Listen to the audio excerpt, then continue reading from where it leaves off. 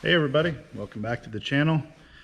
Just got home from the second stop on the MLF Pro circuit down at Harris Channel Lakes. Did not have a very good week. You talked to a lot of guys on tour. One goal that everybody pretty much has is survive Florida. I did not survive Florida. I finished 125th, I believe. It was just a frustrating week overall, and I'll expand more on that in a minute. But I think I got a little over 12 pounds the first day, and then on day two, I only caught like around 8 pounds, 8.5 pounds, something like that. So anyway, let's dive into practice and all that. So I actually back up a little bit, and I went down to pre-practice for this event, and I wouldn't say pre-practice, more as a pre-scouting trip. I've been to Harris Chain 3 or 4 times previously, so I kind of know the general layout of the lake, of the different lakes you can fish. But I went down with the specific intention of looking for isolated grass patches and shell beds, based off kind of some of the other tournaments that had went. The elites were there, and they weren't really spawning good then. I think a lot of the fish were post spawn then, so that's what I was kind of looking for, more of that post spawn type stuff, because when they're spawning, one really good pattern in Florida is to go flip lily pad stems. I hate doing that. I really struggle when I've got to go flip a big pad field. Now, isolated pads aren't too bad, but when you've got a bunch in an area, I just get overwhelmed, and I just try to stay away from it if I can. I really like throwing moving baits, chatterbaits, top water, shallow cranking, stuff like that. That fits more what I like to do. I went down to pre-practice, spent a couple days down there. And I only made like 4 or 5 casts right before I was getting ready to get off the water and head home. And I found quite a bit. I found quite a few shell beds, and I really found what I thought were quite a few good-looking, nice, isolated, eelgrass or hydrilla patches or whatever. So I was pretty excited to get back and get practice started. So the first morning of practice, it was pouring down rain. It rained probably half, 3/4 of the day. So it was really tough to move around a lot. The first day I put in on Big Harris, kind of went through a few areas where I really thought I should have gotten bit. I didn't. Kind of run around Big Harris for a while, and then I go to Little Harris, and at the back end of Little Harris, there was some hydrilla left, and I made one pass through there, and I caught 3 fish. One was just a keeper, one was probably 2 1/4, and the other one was probably 3 1/4. There was 4 or 5 other boats back there when the short time I was back there, so I knew that would get some attention, because there wasn't hardly, other than Party Cove or Banana Cove or whatever on Big Harris, there wasn't much hydrilla on Big Harris. Like I say, Little Harris, the back end, had some hydrilla. After I ran out of there, I went and I checked a couple canals just to, kind of try to keep if some fish had pulled up, keep that honest. I saw a few small bucks on bed. I didn't see any good ones. So I just kind of reinforced, more, that it's gonna be more of a post-spawn event than anything. Overall, at the end of the day, I caught 7, 8 fish. Nothing great. Nothing that I felt real good about. After the, so if I had one practice day, my game plan would have been to go to Little Harris and go throw a chatterbait pretty much all day. That would have been what I would have done. So on the second practice day, I had found a few shell beds on Lake Dora in practice. So I put in on Dora and I fished around there for 2 or 3 hours. I only had one, actually I had 2 bites. One on a jerkbait and one on a Carolina rig. The one on the Carolina rig was about 3.5 pounds. It's a nice fish. But you know, I couldn't get anything to go with it. So I kind of scratched Dora off my game plan. So I put back on the trailer and I went over and I put in on Eustis.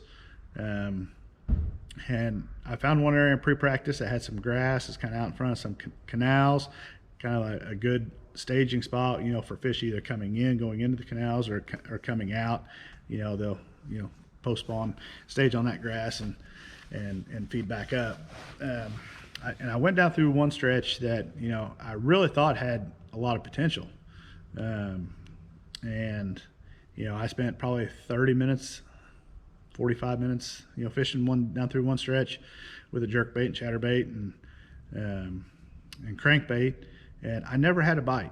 And you know, by that time, you know, since I had spent, you know, 3 hours probably on Dora, you know, at this point it's getting late morning, so I don't know if I just kind of missed the morning bite or they're just kind of in that lull. But you know, I never did have a bite there. So I continued around Dora, you know, stopping on all those little isolated eelgrass patches and stuff that I found. I found a few that were holding some fish, but you know, they were just keepers. They weren't, you know, any big ones. So about 1:30 on my second practice day, I decided to go up to Lake Griffin. You know, I really didn't want to lock in this tournament because you just give up so much time, you know, getting up into Griffin.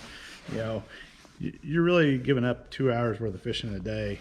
You know, from where we go out of, you know, you got to idle through the Dead River, then you got to go up in Haynes Creek and idle at Haynes Creek, and then go through the lock, and then there's another idle zone on the other side of the lock before you can get back up and run into Griffin. But I thought, well, you know, want to keep that, you know, kind of honest too, because you know, in some years past, you know, I've caught them up in Griffin okay. So you know, I had spent a lot of time up there graphing. You know, so what I would do when I was there for pre-practice, you know, I would set my side imaging on like 150 feet on each side of the boat. So as I'm going down through there, you know, a lot of times there's grass everywhere, but you know, what I was really wanting to key in on were those places where the eelgrass almost comes to the top of the water, those big, thick patches. So when I idled down through there, whenever I would see a big shadow cast off one of those grass clumps, then I would mark it, because you know, those are just kind of typical key spots. So I mean, I had a bunch of those marked from pre-practice. One thing I noticed, the water was a little bit dirtier than when I had been there in pre-practice. But so anyways, I get out on a flat where I've normally caught them in the past, and you know, I probably got like 300 or more of these isolated eelgrass patches, you know, thick clumps marked, and man, I'm fishing a bunch of them. I probably go through 50 of them, don't have a bite. You know, some are shallower, some are deeper. So I'm just kind of zigzagging back and forth. I finally get one bite in practice, and you know, lo and behold, it's like a 5.5, 6 pounder on a chatterbait. You know, so I continued to do that for a little while. Didn't have any more bites in that area. So I had some old waypoints from a couple other years past on kind of on the other side of the lake. And you know, I'd fished over there a little bit in some other tournaments, and usually there's not a lot of guys over there. There may be a few boats scattered here and there. But I went over to the other side. The water looked better. It was a little cleaner. Like if you got up real close to shore, it was really clean. But what I wanted to key in on was that kind of the stained area where the stained, you know, met the dirty water, and there's a nice little mix right there. And another thing when you're in Florida, what I like to look for are dollar pads. You know, it just seems like those are like fish attractors for whatever reason. And I've done really well around some of those dollar pads. So I go over there and, and immediately I started getting bit. No big ones, but, I caught like 4 in, like 10 minutes when I first moved over to the other side of the lake. So then I go on down the way a little bit, find another little section, and, I had, 6, 7, 8 bites going down, just making kind of one pass down through this area. So, and I finally end up catching another decent one on the second day of practice. So at this point, practice is over, and, it's decision time. What am I going to do in the tournament? What's my game plan? And so my game plan was if I had a bad boat draw, if I was in a later flight on day 1, I was going to go to Little Harris first, because I figured there would be, 30, 40 boats that maybe go to Griffin. At least that's what kind of normally what goes. So I would run in the back a Little Harris, and give that about an hour, hour and a half, and then run to Griffin. So I'm not just sitting at the lock, wasting time. But I thought, well, if I get a good boat number, I'm going to go straight to Griffin. So when I get my boat number, of course, how it always works, I'm like right in the middle. So at this point, I was really torn on what I wanted to do. But I decided I was going to go to Griffin. I just thought that, the back end of Little Harris would have thought it would have more boats in it, and this might be able to get me away a little bit. And I knew there were some quality fish up there in Griffin. So on day 1 of the tournament, we take off. I go straight to the lock, and the first group had already, when I got to lock, we didn't have to wait very long before we were able to get in the lock and go. I get up my first spot, my first little group of waypoints, and I catch like 3, I think, there. Go to my next set of waypoints, I catch, 3 or 4. There were like, let's see, there's 5 or 6 boats, I guess, fishing in that general area. And one of those boats was Brett Height, and obviously if you know fishing, what Brett Height likes to do is throw a chatterbait. So I knew I was in, from practice, I knew I was in a good area, but, when you see Brett Height in there, it just kind of confirms, what I had found in practice. And actually the first morning there, I watched him lose about a 10-pounder. It was a great big one.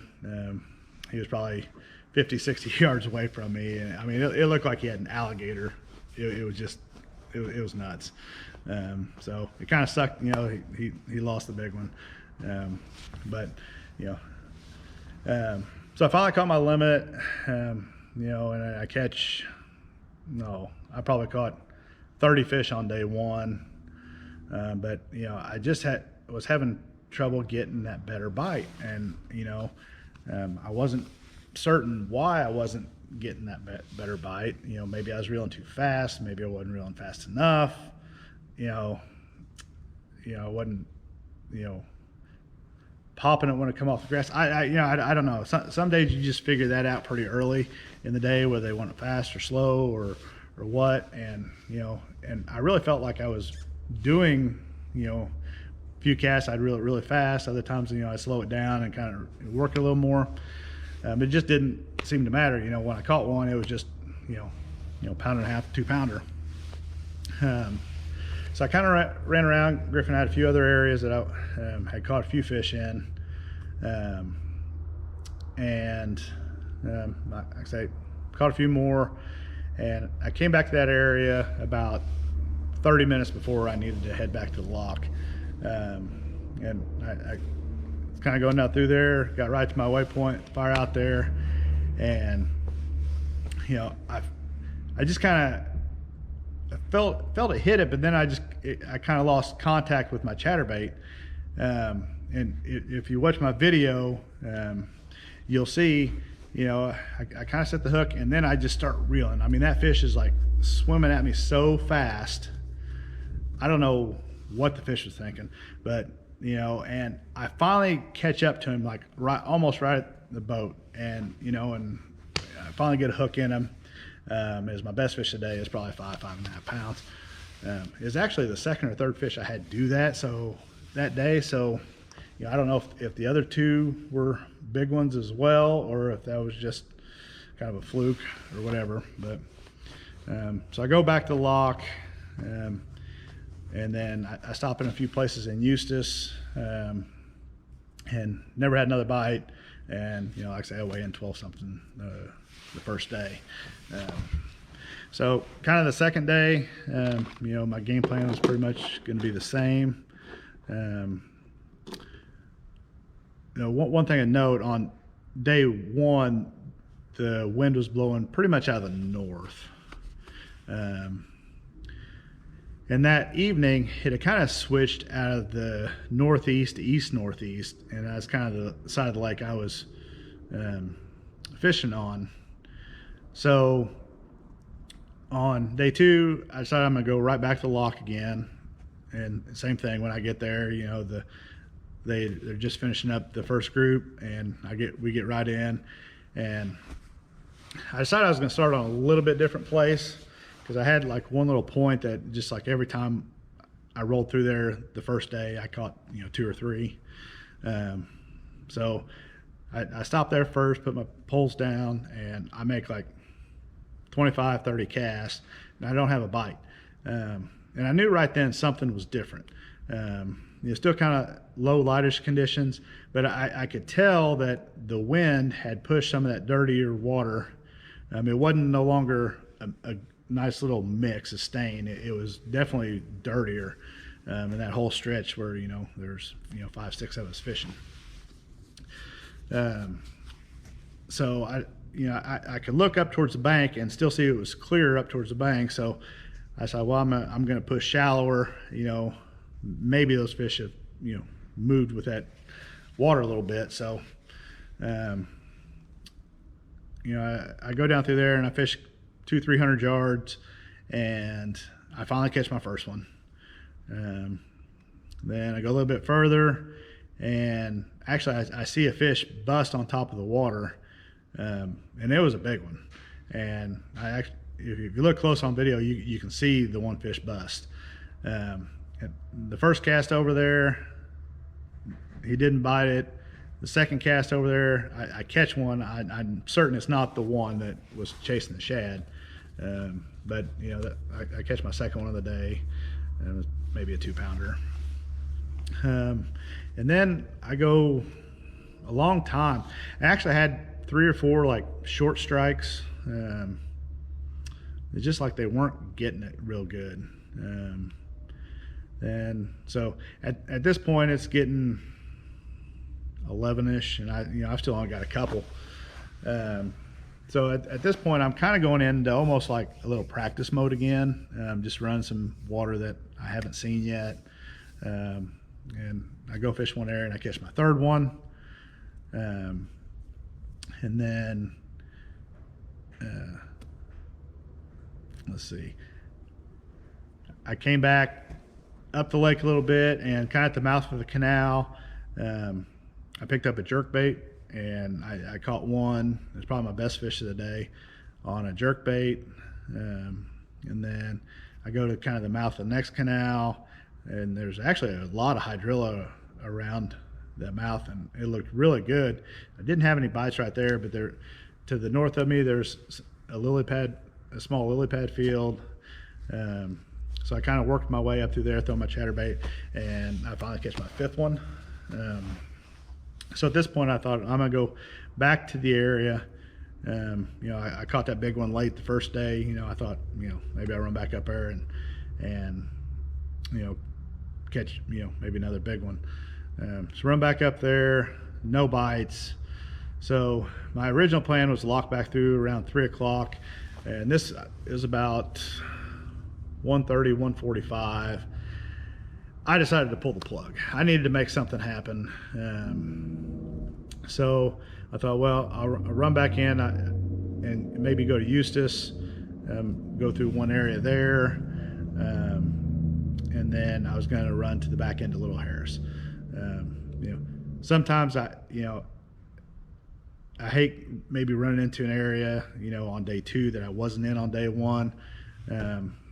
But I needed to see some different water, and I really thought I could catch 2, 3, 4 fish back there, because I figured I'd have a little over an hour to fish when I got there. When I came through Eustis, there's a boat kind of sitting on one area I wanted to fish. So when I kept on going, I said, well, I'm just going to go right to the back end of Little Harris, get back there. I really thought there would be 6, 8, 10 boats back there. Well, there's only like 2 tournament boats that I saw. So I fished back there for an hour, and I had like one bite that bit the tail off my chatterbait trailer. But I did notice who was back there. Casey Scanlon was back there, and so was Jeff Reynolds. So I weigh in on day 2. I have like 8 something, I think. Not a very good bag, so I know I've pretty much blown this tournament. So like the next day as I'm driving back home, I'm watching live. Most time I just kind of just set my phone beside me and I'm more or less just listen to it. I'll look at it occasionally, but I stopped to get gas one time, and I'm sitting there looking at like where a couple of the top guys are fishing, and I'm thinking, man, that is that stretch on Eustis that I thought that had a lot of potential. And I mean, they're just like stroking them over there, and it was so frustrating, to see that I went through an area and never had a bite, and that I knew had potential, and it's just timing. And some of my previous tournaments on Harris, I never really felt I had a good area or whatever. But I really felt I put the work in for this tournament. And I had a couple good areas.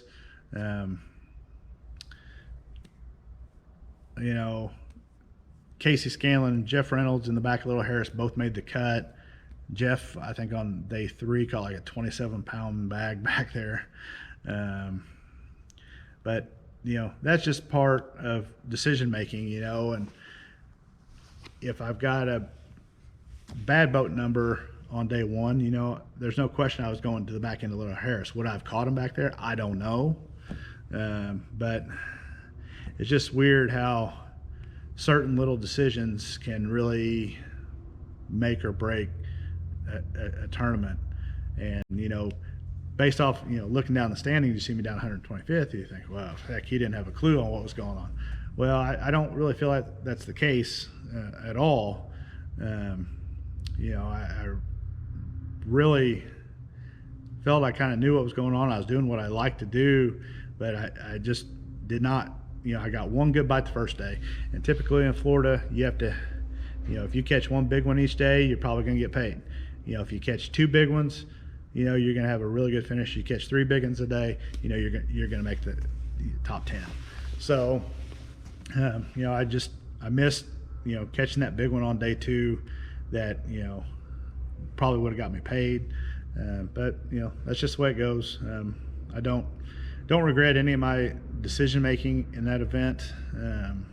I just kind of thought, going to Griffin would have kind of got me away from the pressure a little bit more. So, going back, if and when we go back to Harris, I'm probably not gonna consider locking anymore. I think you just give up too much time, and these are great anglers out here, and when you look at 2 tournament days for somebody that stayed on Harris or Eustis or Dora, that didn't have to lock, you know, they're getting pretty much 4 more hours fishing in 2 days than I am. And, you know, that's just a big, that's just a lot of time to give up. So I don't know, strategy is a big part of fishing a lot of times. And unfortunately this time it did not work out for me, but 9 out of the 10 fish I caught this week, I caught on chatterbait. This is a 1/2 ounce homemade one. I was catching them on black and blue, and then I also was catching them on a white one as well. 1/2 ounce. It wasn't very deep where I was fishing, but I have a tendency, I like to reel my chatterbait probably faster than most people.